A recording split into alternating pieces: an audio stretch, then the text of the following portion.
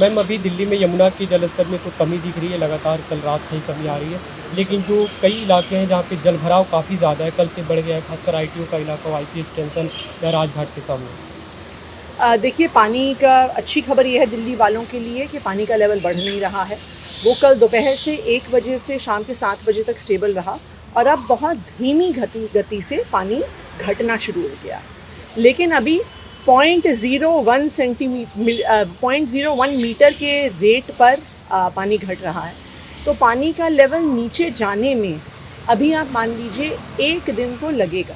तो जो अभी की स्थिति है पानी के एरियाज़ में इसलिए भर रहा है क्योंकि अब सारे ड्रेन्स भर गए हैं और अब ड्रेन्स में पानी वापस जा रहा है और इस वजह से बैकफ्लो की वजह से अब कई एरियाज़ में पानी भर रहा है। अभी पंपिंग भी संभव नहीं है। पंपिंग इसलिए संभव नहीं है क्योंकि पानी पंप करके तो यमुना में ही जाना होता है और जब यमुना का वाटर लेवल इतना हाई है तो इसलिए अभी सड़कों से पानी पंप करके भी निकालना संभव नहीं है। हम दिल्ली वालों से यही अपील करेंगे कि हमें पता है कि परेशानी है, लेकिन ये परेशानी किसी एक व्यक्ति के कारण, किसी एक परिस्थिति के कारण नहीं, पर पूरी नॉर्थ इंडिया में जो इतनी मूसलाधार बरसात इतने दिन तक चली उसकी वजह से हुई है। अच्छी बात यह है कि पानी अब धीरे धीरे नीचे जा रहा है।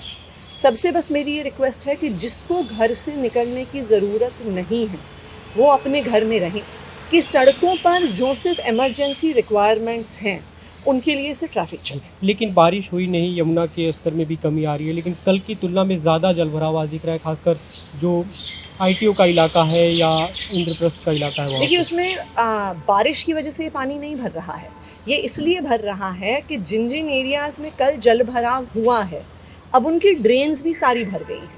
अब आईटीओ से पानी बह के दिल्ली, पुरानी दिल्ली की ड्रेन में जाता है, लेकिन अब लाल किले में और उसके आसपास पूरा पानी भरने की वजह से जो सारी पुरानी दिल्ली की ड्रेन्स हैं वो भर गई। दूसरी बात ये है कि अब आप देखिए, दिल्ली में इस फ्लडिंग की वजह से जो हथनी कुंड से इतना पानी आया है, एक तरह से दिल्ली एक रिजर्वायर बन गई है।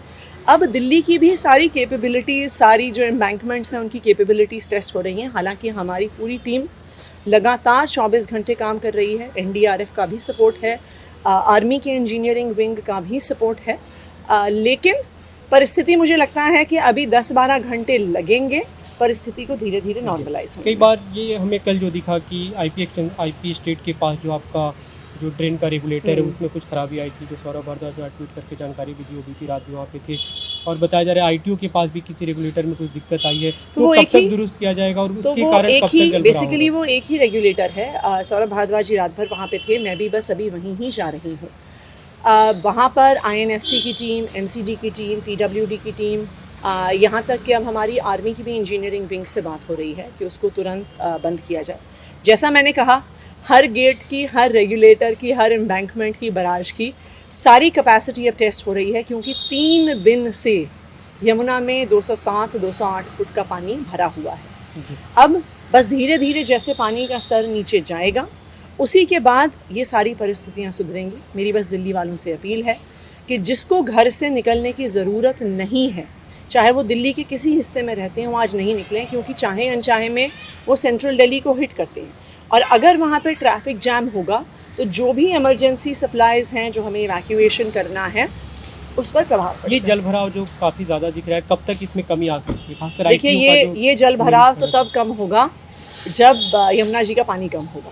तो जैसे जैसे पानी कम होगा तो ड्रेन्स के पानी को हम पंप करके यमुना में डाल पाएंगे, लेकिन जब तक यमुना का लेवल थोड़ा और डाउन नहीं होता है तब तक ड्रेन्स की पंपिंग पॉसिबल नहीं। आपने कहा ये किसी आदमी के कारण नहीं, लेकिन बीजेपी खुले तौर पे आरोप लगा रही है। अनुराग ठाकुर जो केंद्रीय मंत्री, उनका कल बयान है कि कुछ लोग जो शीश महल में रहते हैं वो दूसरों पे आरोप लगाते हैं, वो दूसरों का जब क्या जाना। देखिए, सबसे पहले तो बहुत दुख की बात है कि ऐसी आपातकाल स्थिति में भी भारतीय जनता पार्टी को सिर्फ राजनीति करने का समय मिल रहा है। ये समय है सबके साथ काम करने का और मैं इस बात से अचंभित हूँ कि अनुराग ठाकुर जी को लगता है कि अरविंद केजरीवाल जी में इतनी चमत्कारिक क्षमता है कि वो हिमाचल प्रदेश में बारिश करवा सकते हैं, कि वो हरियाणा में बारिश करवा सकते हैं, क्योंकि जो आज दिल्ली में पानी आ रहा है ये दिल्ली में बरसात की वजह से नहीं आ रहा है। हम सबको पता है दिल्ली में पिछले 4 दिन से एक बूंद पानी नहीं बरसा है। जो आज सारा पानी दिल्ली में है ये हरियाणा की हथनी कुंड बराज से बहते हुए यमुना में आया है।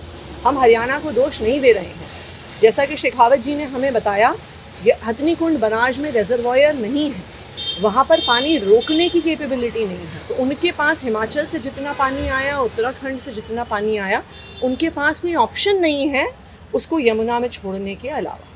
तो अब हथनी कुंड से भी पानी आना कम हो गया है, तो मुझे उम्मीद है कि अगले 12 घंटे में स्थिति सुधरनी चाहिए। अगले 12 घंटे जलभराव वाली स्थिति रहेगी आप? मेरे ख्याल से अगले 12 घंटे में तो रहेगी परिस्थिति। अभी सीएम विजिट करने वाले हैं, जो यमुना के पास ड्रेन है, वहाँ क्या कुछ दिक्कतें हैं? देखिए, ये जो ड्रेन है, इसमें जो गेट अभी जिसका काम चल रहा है, वहीं पर सीएम भी जाएंगे, वहीं पर मैं भी जा रही हूँ। वो एक तरह से दिल्ली का सबसे क्रिटिकल पॉइंट हो गया है, जहाँ पे अभी हमने सारी इंजीनियरिंग टीम्स को लगाया हुआ है।